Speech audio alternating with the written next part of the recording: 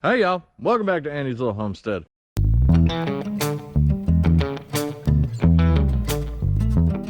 Today, we're going straight George Washington. We're gonna cut us down a cherry tree. And I'm gonna show y'all how I tell how much lumber is in a log before it ever even touches the mill. Picked this tree behind me for two reasons. One, it's in the middle of the newest field that we cleared, but it was a little big to push over with the backhoe. And two, I owe my buddy Mike a cherry log. The one he gave me destroyed the mill, but I still gotta get him as lumber. And this one's about the same size, maybe a little bit bigger. Call it interest for the delay. Anyway, let's take it down. Every time I do a video with a chainsaw in it, the steel fanboys come out of the woodworks to tell me that my Husqvarna is inferior, but I've always been happy with it, and I don't have to hold my mouth in a perfect position to get it to start.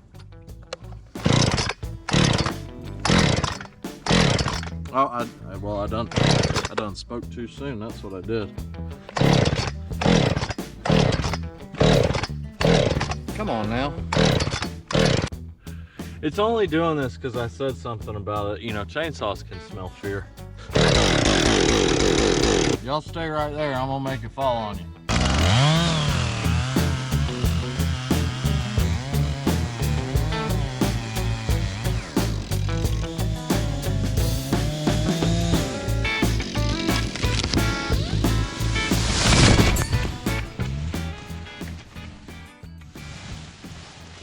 Where'd you guys go?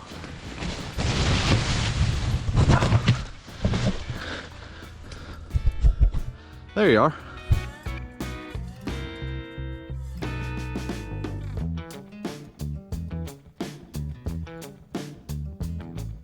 So we got our log cut to 10'6", so it's good for 10-foot lumber. You always want a little extra because your right angles with a chainsaw aren't as good as you think they are. Anyway, now we got to figure out how much lumber is in this thing. For that, we're using this. It's called a log scale.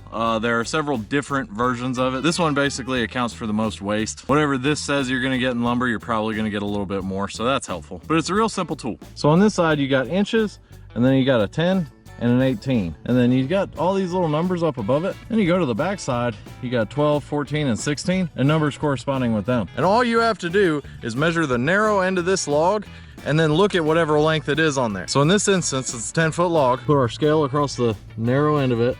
We've got a line right there. And if we look across from the 10s line, we're landing right there at about 40 board feet. For those who don't know, a board foot is just a unit of volume for lumber. And what it is 1 inch thick by 12 by 12. It's 1 square foot, but an inch thick. So 1 foot 2 by 6 is 1 board foot. A 3 foot 1 by 4 is also a board foot. Same basic concept. All right, well, now that it's down, let's take it up to the mill.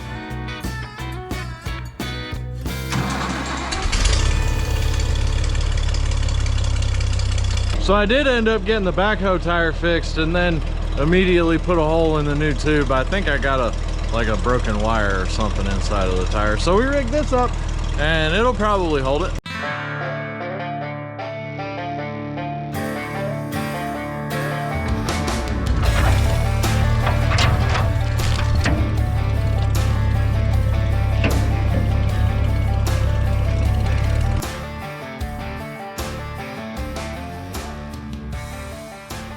All right, so the scale says we're gonna get 40 board feet out of that. We're gonna try and beat it. So on this end, we're at about 14 inches wide and we're at 12 at the other end. So obviously when you scale it out, you wanna go with the narrow end because the first thing you're gonna do is cut a squared off cant, just squared off log. So if you cut your cant too big, you're gonna have rounded edges on some of them on the other end.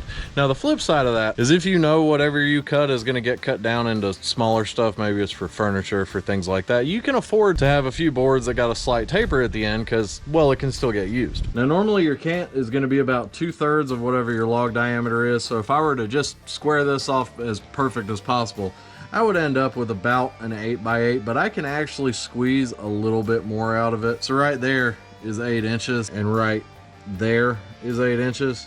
And the distance between those two is just over 9. And I want one side of it to be cut to a normal dimension, like a 4, 6, 8, whatever. But the other side doesn't need to be. The thing is, if I cut this down to an 8x8, that doesn't mean I'm gonna get 8 1x8s out of it because I'm gonna have waste from the blade. It's just a hair over 1/4 of an inch thick. So what I'm gonna do is I'm gonna cut this one down to about like 8x9. I'm gonna put the 9 side flat and start shaving off 8-inch wide pieces. Hopefully it works. I say hopefully because y'all, I'm not gonna lie, I'm nervous. This is the first cherry log that I've put on here since the last time when I blew up the drive shaft, and then I did it again. But this one should cooperate a little bit more. I literally just cut it. Hadn't had 5 years to turn into a rock. Nothing to do now but let her wobble.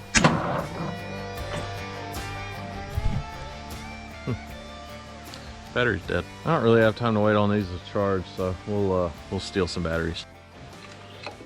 Come here, you. There's one. Well, just for fun, I just put the one on there, took that one off because it looked older. It seems as though we only have one bad battery, but it has been a little cold, so we'll throw in some glow plug in a can.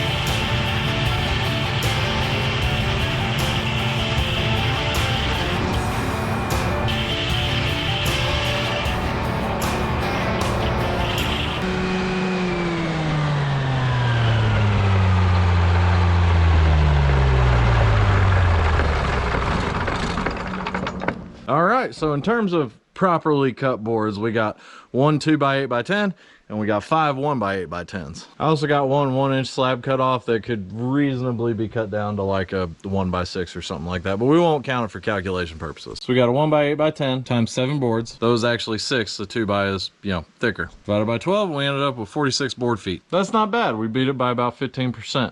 I did have to make some adjustments to the saw along the way, and that probably lost a board for us. So it could have been even more. But regardless, you can get a pretty accurate number just with this little ruler. And y'all, just look at how beautiful this cherry is. That's some good looking wood. That's the kind of wood you want to film and put on the internet. But y'all, this thing is real handy. It's especially helpful if you get to the point of like buying logs and stuff like that, because you need to know what you're going to get out of it before you start. I think the craziest thing to me when I first got this was looking just how high some of those numbers got when you get up to the end. But it is accurate. Take this log for example. This is a 12-foot red oak. If we were to cut this one, we'd end up with 363 board feet. Not one log. Red oak goes for cheap here, but that would still be right around close to $1,000. So that's it. As always, I hope y'all enjoyed and I hope you learned something. I love you and God bless. When I say it's been cold, I mean like cold for a Detroit, which means 65 degrees.